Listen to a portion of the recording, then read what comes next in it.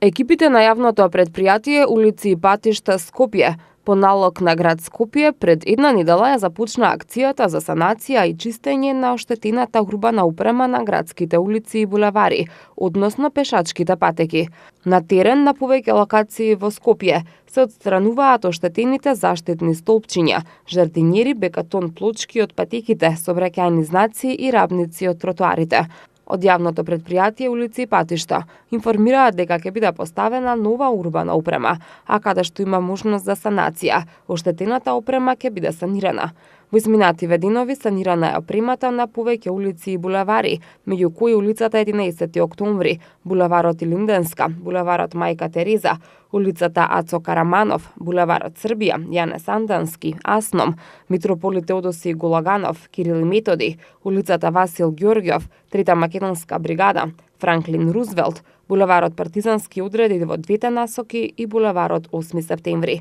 Одговорните во јавното предпријатие улици и патишта уверуваат дека секојдневно се врши контрола и обиколка на градските улици и булевари, а санацијата ќе продолжи и во наредниот период на сите локации каде што ќе има потреба.